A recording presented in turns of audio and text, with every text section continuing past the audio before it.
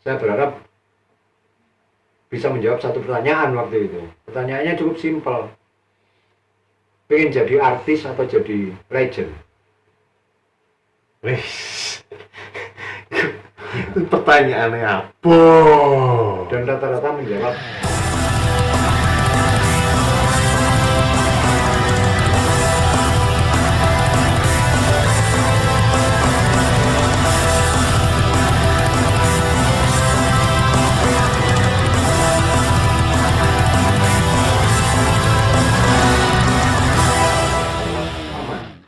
Menjadi artis opo, legend opo. Ya, kembali bertanya. Endingnya kembali bertanya. Ending kembali bertanya, dan saya pun menjelaskan yang saat itu saya sendiri juga sebenarnya kurang banyak tahu. Cuman saya merasa bahwa artis ini legend ini. Dan saya jawab aja, memang kalau artis ya naiknya cepat, cuman kadang-kadang turunnya juga cepat juga. Benar. Ya.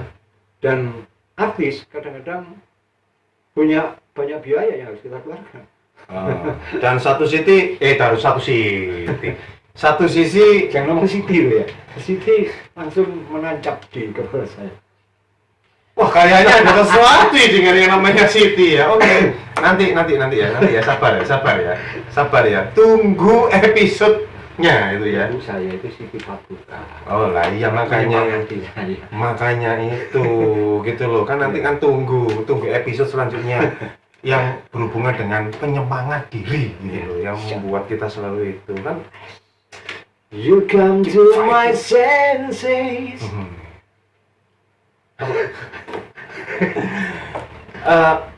Satu sisi Satu Siti. bukan yang sebenarnya itu salah ngucap saya. Satu sisi aku bener-bener lali gimana Gara-gara Siti. iya deh. Ya Allah Aku ya lali ya sih. Apa ya?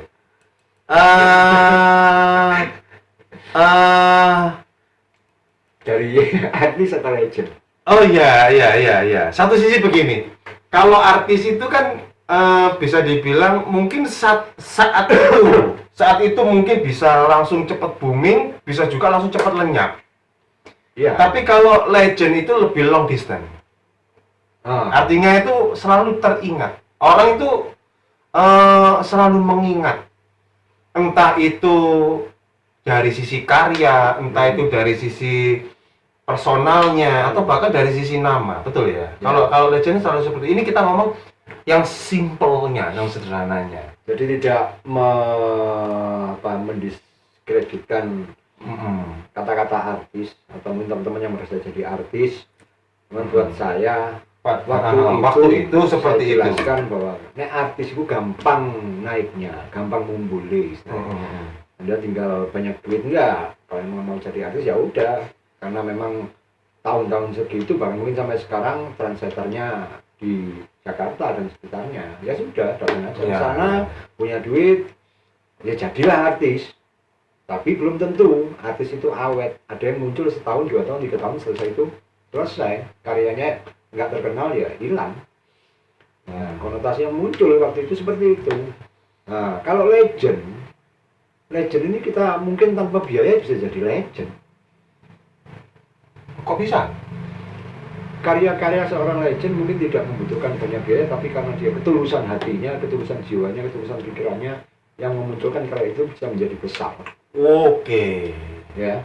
Kemudian secara personality, seorang legend tidak pengen jadi artis, tidak pengen mendewakan dirinya.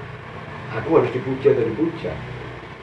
Tapi aura yang muncul ya memang layak kita akui dia sebagai seorang musisi, seorang seniman, seorang legend. Ya kan?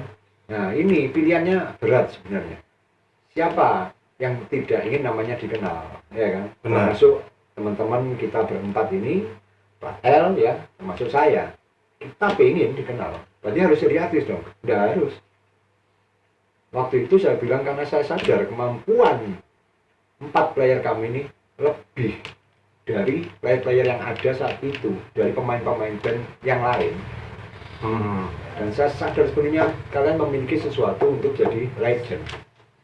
Ketika Anda menjadi legend, ketika Anda sudah berhenti berkarya, ketika Anda sudah tidak aktif di band ini lagi, orang akan tetap nyari. Yang namanya legend akan selalu dicari orang. Dan nama itu tetap akan nempel di dalam dirinya ya. Iya. Meskipun bidangnya sudah bukan lagi musik, contoh misal sekarang yang dilakukan oleh Eli Ahad ya. Ya. Ahad sekarang mungkin lebih banyak bergerak di bidang bela diri ya. Tapi orang tetap menganggap bahwa Ahad sosok basis legend. Basis legend Iya. dari grup Plat L. Iya. Nah, itu artinya kalau kita sudah ngomong legend, kekurangan apapun akan tertutupi dengan banyak kelebihan. Meski itu di masa lalunya, meski itu di masa yang sekarang, atau mungkin di masa depan, karena kedikdayaan masa lalu akan memberikan sesuatu yang hebat untuk saat ini dan masa depan, karena sudah mau dikdaya. Benar. Istilahnya jadi orang sakti. Iya, legenda, benar. Seperti legenda ular putih. Dan itu akhirnya dipilih teman-teman. Oke, kita jadi legend. Oke, kalau mau jadi legend, ada prosesnya. Betul. Dan kita harus berproses. Jangan instan. Kalau ngomong susu instan, ya langsung tinggal aduk, minum, selesai. Ya kan? Tapi kalau sudah ngomong mau jadi legend, ya proses harus dilewati.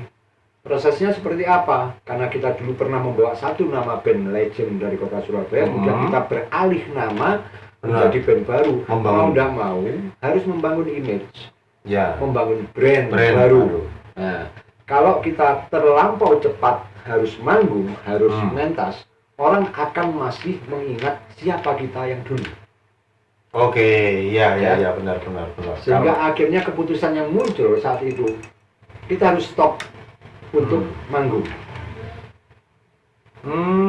Harus salah satu alasannya adalah itu. Iya, jadi mulai 99 awal ketika kita sudah mulai tidak memakai nama yang lama, kita stuck, kita berhenti dengan tujuan kita menanggalkan benar-benar nama yang lama.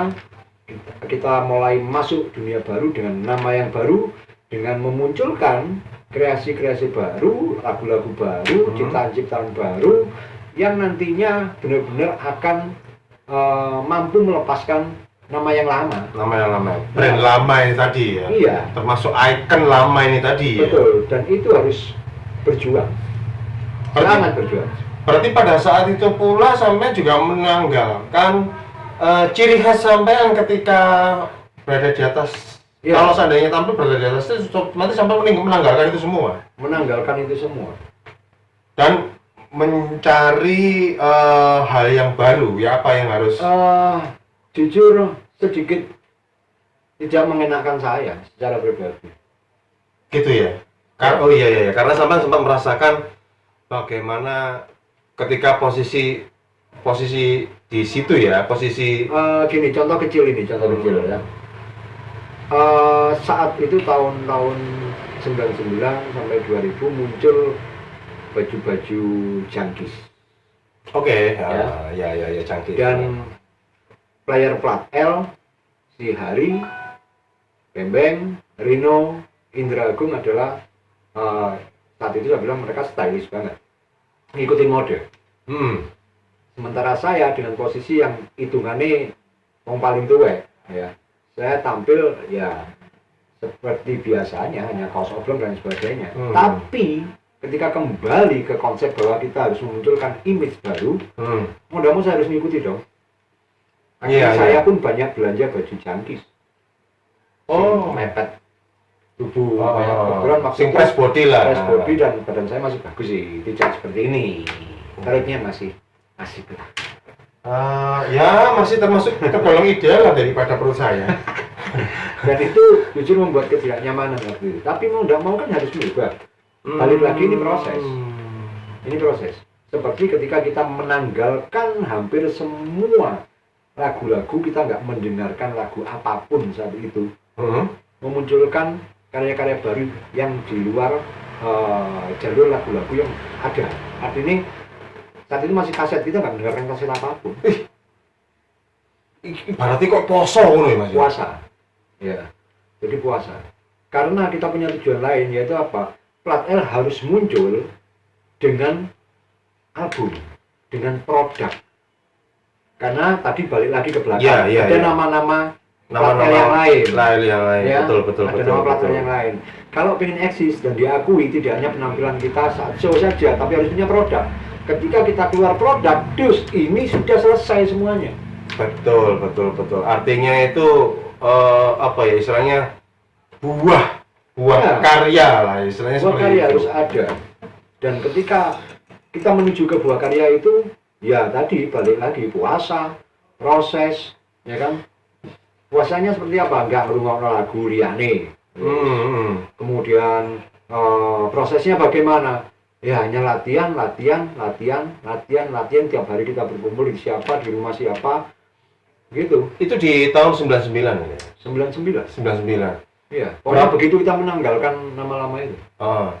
Berapa lama proses kalau saya bilang tirakatnya ya? Hampir 7-8 bulan. Loh itu lama loh, Le. Sangat lama. Itu